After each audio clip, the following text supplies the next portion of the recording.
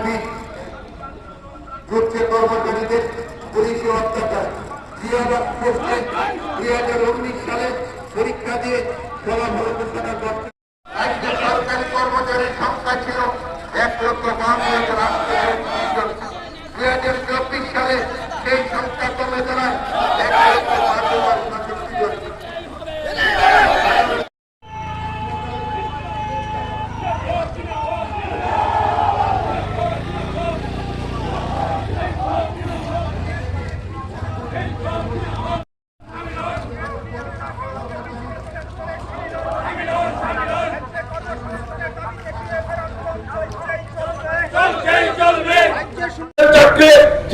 চাকরি পুলিশের চাকরি হোক আর তাকে কি আজকে চাকরি দেওয়া হোক না।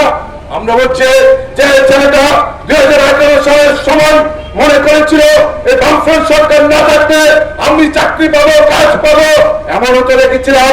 6 পাস করেনি, ভারত মাতাকে জয় স্লোগান তুলে আশা করেছিল কমলপুর কলেজের প্রফেসর হবে।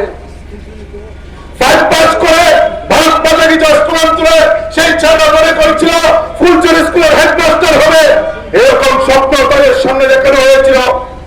1 পাস করা ছেলেটা ত্রিপুরা ইউনিভার্সিটির অধ্যাপক হওয়ার মতন মনে করেছিল অধ্যাপক হয়ে যাবেন। আমরা বলছি না, এরকম করে না। যোগ্যতা অনুযায়ী 50,000 শূন্যপদ কেন পূরণ করছো না? বছরে 2018 সালে আগে ক্ষমতায় থাকার সময় বিজেপি স্লোগান তুলেছিল বছরে 50,000 যুবকের সরকারি চাকরি হবে। 2018 সালের পর 2024 সাল 7 বছর অতিক্রান্ত 50,000 করে 3,50,000 সরকারি চাকরি হওয়ার কথা ছিল। এখন পর্যন্ত আজকে যিনি মুখ্যমন্ত্রী তিনি হিসাব দিয়ে 10,000 চাকরির সংখ্যা এখন পর্যন্ত দেখাতে পারছেন না। মহকুমা কমিটির সম্পাদক কমিটির তাপস দাস এবং আমাদের মধ্যে উপস্থিত আছেন ডিওয়াইএফআই কেন্দ্রীয় কমিটির সম্পাদক মন্ডলীর সদস্য তথা এই রাজ্যের সম্পাদক